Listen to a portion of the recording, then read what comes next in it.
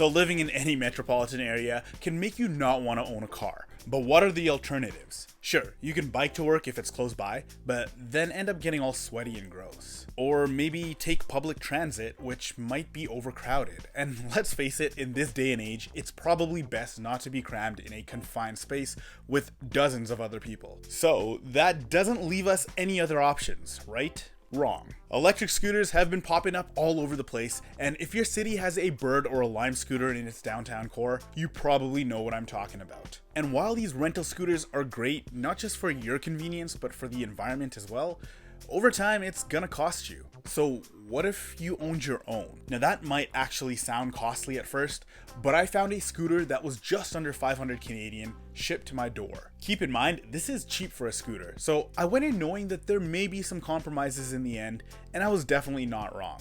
We'll get into that shortly. Gyrocopters, a small Canadian company, has been quietly changing up the transportation game with the Soonic, not Sonic, portable scooter. Out of the box, we get the 250 watt motor powered scooter itself, charging brick, and instruction manual. The manual could use some more work in explaining a few things, such as how to properly lock the device when folded, something I had to figure out myself. The scooter has an aluminium alloy frame, which felt somewhat sturdy, but not as thick and robust as the ones found on Lime or Bird. This was probably due to the fact that it's also ultra portable and light, weighing in at about 12 kilograms or 26 pounds for us Canadians. At the top, we have two areas to screw in the included rubber handles, which provide adequate grip while riding. One thing I love about this scooter over other alternatives is the fact that we have a phone holder. This is extremely useful when cruising around downtown and using Google Maps. The holder can be adjusted and tightened with a single screw on the back plate. I had no issues when riding the scooter or having the holder loosen as the ride got bumpy,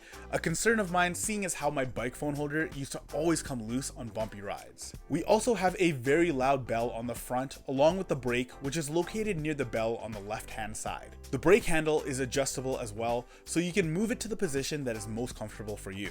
The right handle holds the accelerator button, which is very easy to press. Now onto the front, we have an extremely bright LED light that can be toggled by double pressing the lone button. Let's talk about that button. The recess button can be held down to power the scooter on or off. We can cycle through the various modes available, 3 in total, by pressing it once. And of course, double pressing will activate the front headlight. The modes available are economy, which saves battery and maxes the speed to about 15 kilometers an hour. Normal, with an apparent backwards N.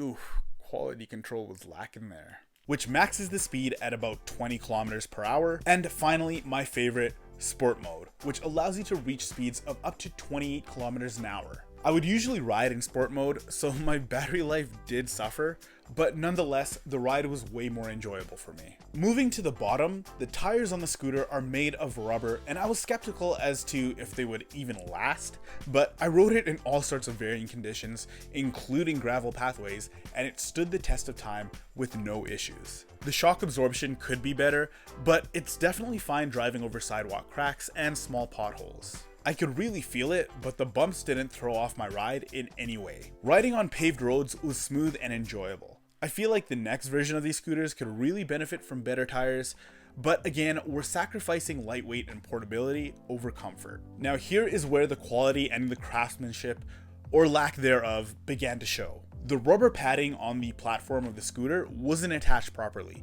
It was peeling off a bit even before first use. Could have been missed during quality control, but it was easily fixed by using some Gorilla Glue to keep it down.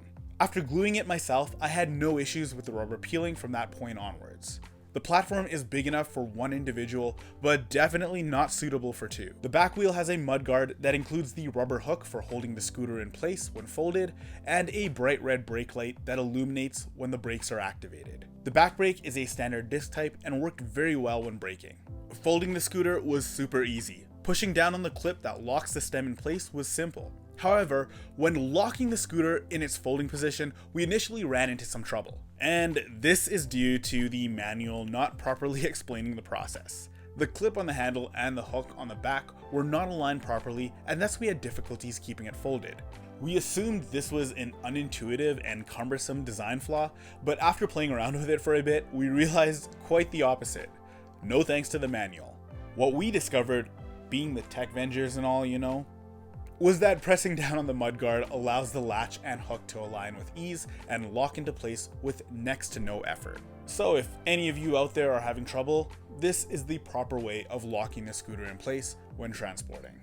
You're welcome. I know a lot of you probably want to know about the battery life as well, and I have to say I was nothing but impressed with the listed battery life and my real world usage.